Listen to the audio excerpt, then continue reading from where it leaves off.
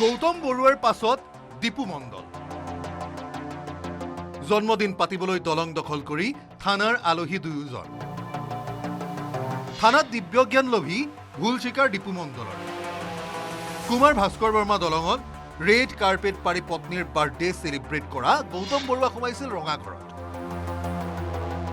গৌতম বৰুৱাৰ পত্নীৰ জন্মদিনৰ কেক খোৱাৰ মূল্য দিবলৈ এৰাতি হাজুতত কটালে 12গৰাকী অতিথিয়ে তিনিদিনে চৰ্চাত থকা গৌতম বৰুৱা আৰু পত্নীৰ লগতে 12 অভ্যাগতই জামিন পাই ঘৰ নাপাওঁতেই ভাইৰেল হ'ল কুমাৰ ভাস্কৰ বৰ্মাৰ দলঙৰ ওপৰৰ আন এক বাৰ্থডে সেলিব্ৰেশ্যনৰ দৃশ্য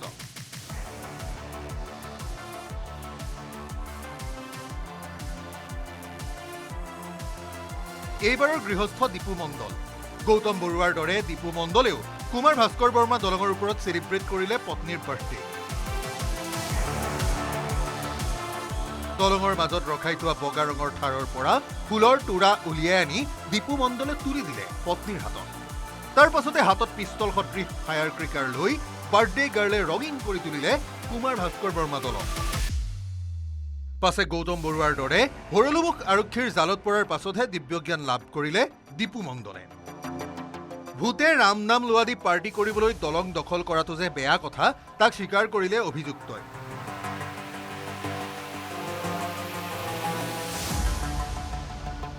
এইটো মানুহক আহ্বান জনাওঁ যে কোনো এনেকৈ ৰাজপৰ্যনে এনেকুৱা ভুল নকৰে আমাৰ ভুল হৈছে আমি মানিছোঁ আৰু বেলেগৰ যেনে কোনো এনেকুৱা নকৰে সেইটোৱে আমি খোজোঁ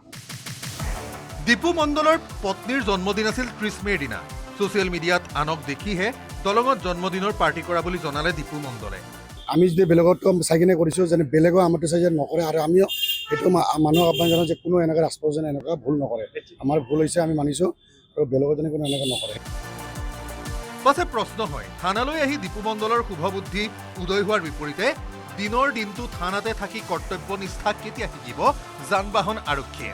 সাধাৰণ কথাতে দুচকীয়া চাৰিচকীয়া গাড়ীৰ চালকৰ ফাইন কটা যান বাহন আৰক্ষীৰ কাহানী বা সুদৃষ্টি পৰিবনে মহানগৰীৰ পথ আৰু দলঙত বিৰিঞ্চি কুমাৰ ডেকাৰ সৈতে মালিগাঁৱৰ পৰা সবিতা শৰ্মাৰ report news 18 Assam north east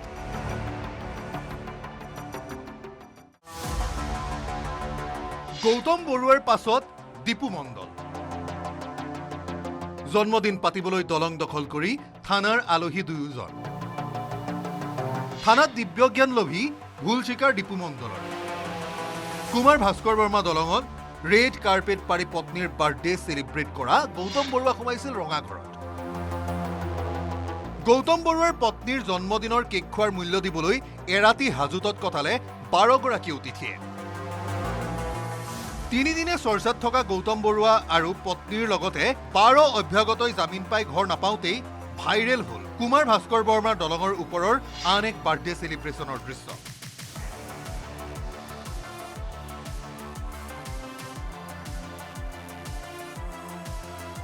এইবাৰৰ গৃহস্থ দীপু মণ্ডল গৌতম বৰুৱাৰ দৰে দীপু মণ্ডলেও কুমাৰ ভাস্কৰ বৰ্মা দলঙৰ ওপৰত সেলিব্ৰেট কৰিলে পত্নীৰ বাৰ্থডে দলঙৰ মাজত ৰখাই থোৱা বগা ৰঙৰ থাৰৰ পৰা ফুলৰ তোৰা উলিয়াই আনি দীপু মণ্ডলে তুলি দিলে পত্নীৰ হাতত তাৰ পাছতে হাতত পিষ্টল সদৃশ ফায়াৰ ক্ৰেকাৰ লৈ বাৰ্থডে গাৰ্লে ৰঙিন কৰি তুলিলে কুমাৰ ভাস্কৰ বৰ্মা দলং পাছে গৌতম বৰুৱাৰ দৰে ভৰলুমুখ আৰক্ষীৰ জালত পৰাৰ পাছতহে দিব্যজ্ঞান লাভ কৰিলে দীপু মণ্ডলে ভূতে ৰাম নাম লোৱা দি পাৰ্টি কৰিবলৈ দলং দখল কৰাটো যে বেয়া কথা তাক স্বীকাৰ কৰিলে অভিযুক্তই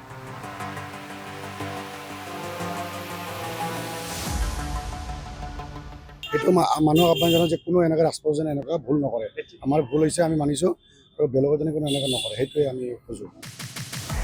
দীপু মণ্ডলৰ পত্নীৰ জন্মদিন আছিল 30 মেৰ দিনা ছ'চিয়েল মিডিয়াত আনক দেখিহে দলঙত জন্মদিনৰ পাৰ্টি কৰা বুলি জনালে দীপু মণ্ডলে